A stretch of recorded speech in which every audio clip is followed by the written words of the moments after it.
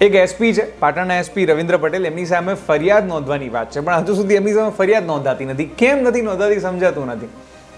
કાલ ઉઠીને કોઈ પણ વ્યક્તિને મારા વિરુદ્ધ ખોટી ફરિયાદ પણ નોંધાવી હોય ને, એમ કહે છે ને કે આ ભાઈએ મને આવું કર્યું છે, તેવું કર્યું છે, અમારા કોઈ વિડીયોઝથી કોઈને કોઈ નહીં ગમે તો ફરિયાદ નોંધાવશે તો એની તરત એફઆઈઆર લેવાશે.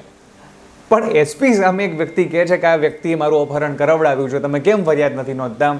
એક કોન્સ્ટેબલ એલસીબીના એની સાથે બીજા 3-4 લોકોની સામે ફરિયાદ નોંધાય છે, પણ એસપી રવિન્દ્ર પટેલનું નામ અંદર નથી આવતું. કારણ શું? શું એમને અમરપટ્ટો લઈને આવે છે? ગવર્નર ઉપર હોય કે ચલો ગવર્નર એક પદ ઉપર હોય તો ગવર્નર ઉપર તમે કાયદાકીય કાર્યવાહી ન કરી શકો, જ્યારે પદ ઉપરથી ઉતરે ત્યારે એમની ઉપર કાર્યવાહી કરાય. પણ એસપી સામે ફરિયાદ નથી નોંધાતી અને રવિન્દ્ર પટેલ સામે ફરિયાદ ન નોંધતા હાઈકોર્ટની અંદર જ્યારે આખો મામલો ગયો અને હાઈકોર્ટમાં આખો મામલો ગયો, એના પછી પોલીસ કમિશનરે સોગંદનામું કર્યું છે. કહ્યું છે કે જેટલા પણ લોકોએ જે વેપારીનું અપહરણ કર્યું હતું, એલસીબીનું કાર્ડ બતાવીને અપહરણ કર્યું હતું, પોલીસવાળા ગુંડા જે લોકો છે એમની વાત કરી રહ્યો છું, જેમણે અપહરણ કર્યું હતું, એમની સામે એફઆઈઆર નોંધવામાં આવી છે, પરંતુ હજુ સુધી એસપી સામે ફરિયાદ નથી નોંધાતી.